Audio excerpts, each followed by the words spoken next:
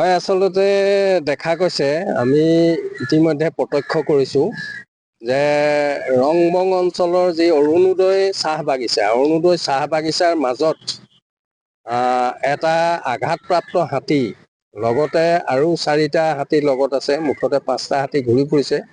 এটা আঘাতপ্ৰাপ্ত হাতী অতি কৰুণভাৱে আচলতে ঘূৰি পৰা দেখা গৈছে।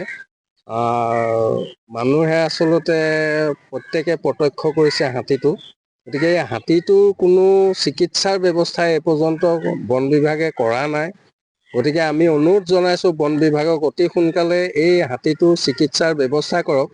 ইয়াৰ আগতেও সেই অঞ্চলত কেইবাটাও হাতী আঘাতপ্ৰাপ্ত হৈ মৃত্যু হৈছে, কিন্তু বন বিভাগৰ গাফিলতিৰ বাবেই আচলতে কেইবাটা হাতীয়ে মৃত্যুক আঁকোৱালি ল'লে।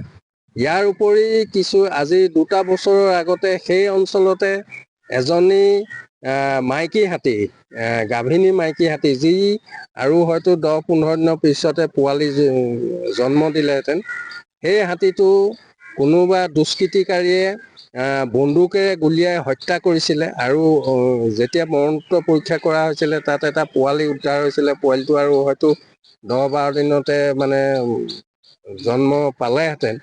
কিন্তু আজিলৈকে তদন্ত কৰি সেই প্ৰকৃত দুষ্কৃতিকাৰীক বন বিভাগে কৰায়ত্ব কৰিব নোৱাৰিলে, কোনো ব্যৱস্থা গ্ৰহণ কৰিব নোৱাৰিলে। গতিকে আমি বন বিভাগক দাবী জনাইছোঁ যাতে এনেদৰে হাতী আঘাতপ্ৰাপ্ত হৈ মৃত্যু হোৱা বা দুষ্কৃতিকাৰীৰ হাতত মৃত্যু হোৱা ঘটনা আৰু পুনৰ নহয়, তাৰ বাবে এই হাতীটোক অতি সোনকালে চিকিৎসা প্ৰদান কৰিবৰ বাবে আমি দাবী জনাইছোঁ।